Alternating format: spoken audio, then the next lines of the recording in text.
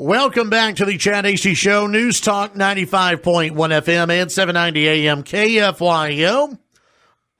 In studio with us this morning, Jason Corley, County Commissioner, Precinct 2. Welcome back. Yeah, thanks for having me on.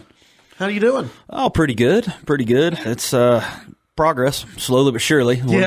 It's moving along, moving at the speed of government. Well, we're glad to have you in studio. This past week, the story came out that county commissioners approving an agreement with the Lubbock County Expo Center folks to kind of move forward on planning. I think that's where we're still in the planning phase of the Expo Center, right? Right. So what we agreed to the other day was a development agreement. We're gonna go ahead and get the planning done. Let's get the engineering done. Let's get everything, scaled out. See what we're looking at here. To go ahead and get this facility built.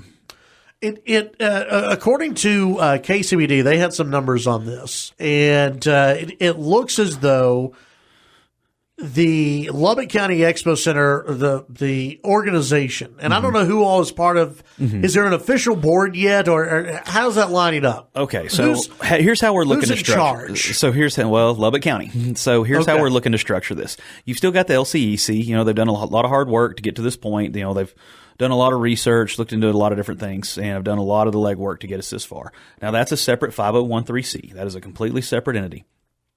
So what the county's been looking at doing is going ahead and creating and this will come later. This will come during the construction phase, to go ahead and create a a local government corporation. So that would create your board that will oversee the Expo Center.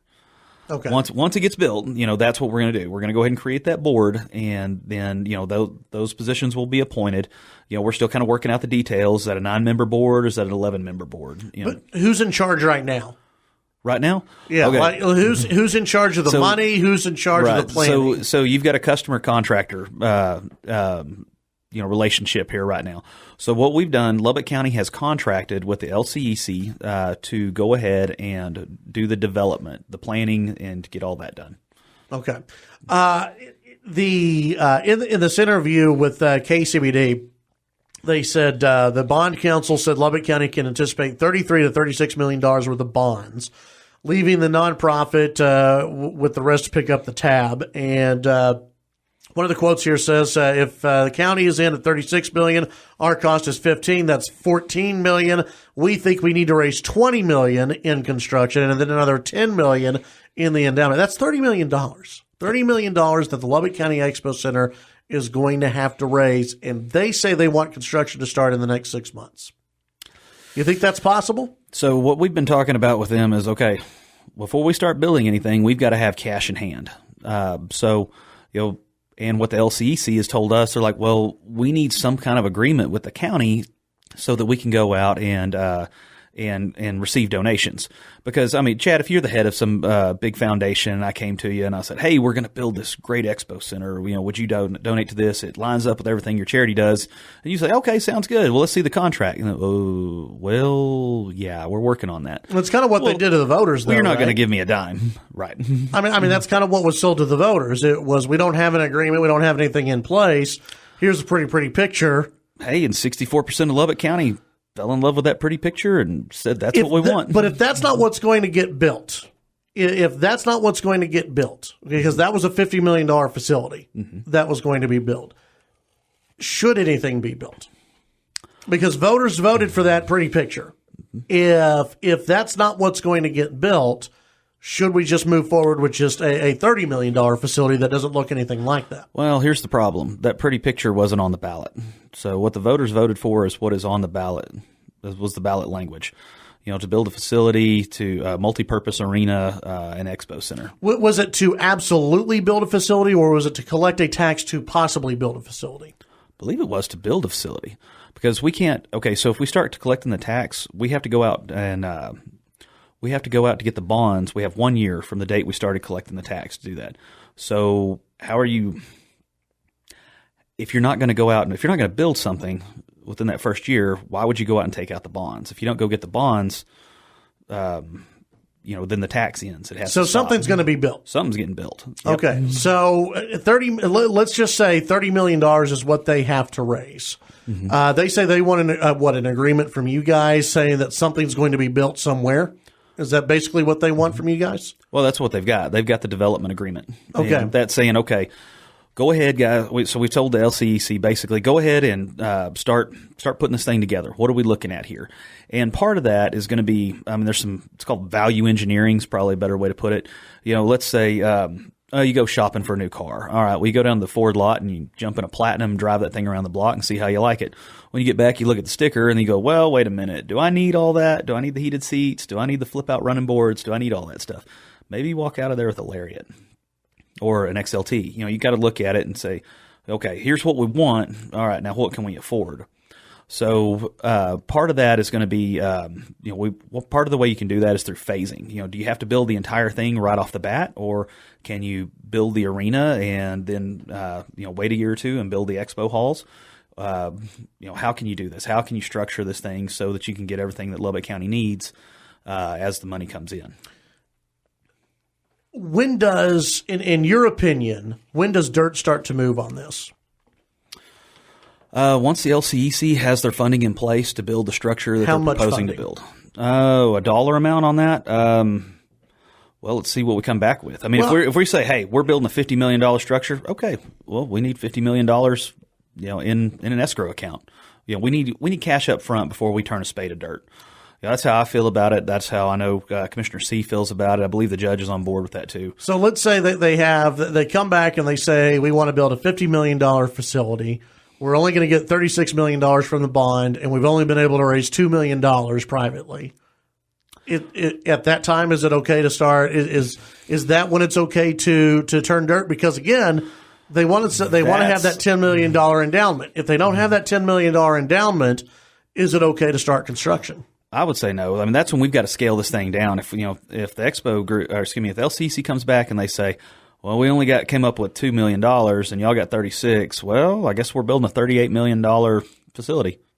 But again, they don't have that $10 million raised for the endowment, which is supposed to go towards, keeping this thing running for multiple years. Is it the right thing to do if they don't have that $10 million in the bank ready to go for ongoing cost in future years? Is it the right thing to say, yeah, let's just build it and hopefully you guys raise the $10 million? So so this one gets a little more complex. Okay, you've got talking with the LCEC board. Plan A is they're going to raise the money. They're going to receive donations and they're going to have all that, cash in hand. Plan B, Lubbock County, we're going to be receiving 80 acres to build the facility. If you looked at the land they proposed out on North University to build it on, you've got 2 frontage roads there. So the portion of that land that the county will receive will not include those frontages. You'll have access to the property, obviously, but the LCEC is going to maintain those properties. So that gives them a couple of things that they can do. One, they can sell that property, for developers that want to build hotels or whatever there. They can also lease that property to help generate revenue as well. The other thing that they can do is they can borrow against it.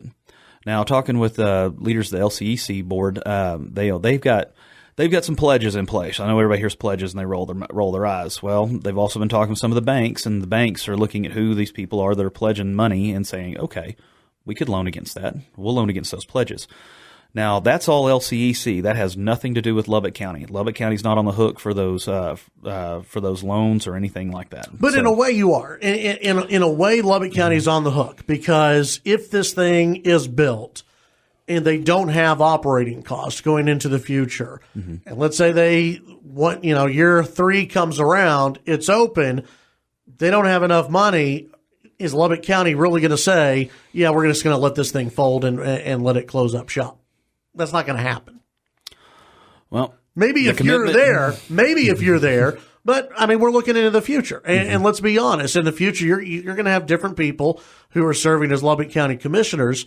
And I think that's one thing that voters, and I know one thing that you're concerned about, is that you want to make sure that this doesn't come back on the voters. Right. So ultimately, at the end of the day, Lubbock County's responsible, because you got to make sure this doesn't come back on the voters, right? Oh, definitely. That was how this was sold to the voter, was this is the revenue stream that is going to fund this project. And I'm committed to not putting a dime of property tax dollars into it. I know the other commissioners are as well. That was not what was sold to the voters. Doesn't matter if I was the one selling it or not. I'm in the seat now. So, that was the commitment that was made, and that's what we're going to honor. And here's the thing, though. 64% of Lubbock County voted for this, and I'm going to need some help raising those funds. So, if this is something you want to see happen, I would be contacting the LCEC. I would be helping them try to find, donors, people that are interested in seeing this thing move forwards. And I think there's going to I think they're going to make it. I think they're going to be able to do it. There was a story that also came out last week. I believe it was Mark McDougall said that this is going in the wrong place. It's going too fast, and everybody needs to slow down. It needs to be at the fairgrounds. Do you agree with that or disagree? I don't see how this thing could go any slower, honestly. Chad C and I both, and Gilbert, and other commissioners, we've been meeting with the LCEC guys once a week and just hammering through contracts, going, okay, well, we like this, we don't like this. All right, scratch that, change this. We've been going through this thing, to this point, trying to get something hammered out and in place. At first, this was a contract for the whole shebang, and there was just too many things that nobody agreed on. So we cut that down and said, all right, well, let's just look at construction. And then we had a little tough time agreeing on some different things there. So we cut it down. Okay, let's do development. We can all agree on that. All right, let's start with development.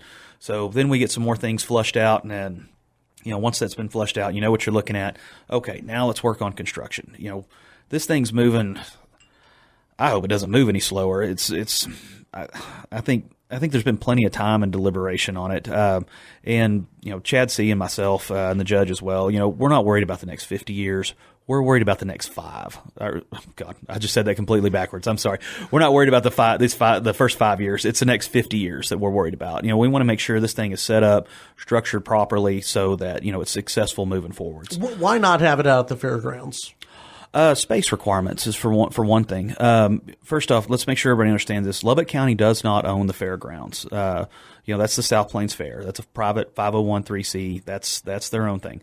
They did approach us about that and said, we'd like you guys to put it over here in the parking lot between the entrance to the fair and the highway. On the other side of Avenue A. It's not the best place as far as trying to get in and out of there is concerned. If you've been to the fair, it gets a little bit tight trying to get in there, get parked, go to the fair. Also, if this facility is to be expanded in a few years, 10, 20 years down the road, you don't have a whole lot of room to do that. But if you go out on the North Loop, there's plenty of land, there's plenty of space. You can develop a whole lot of different things there.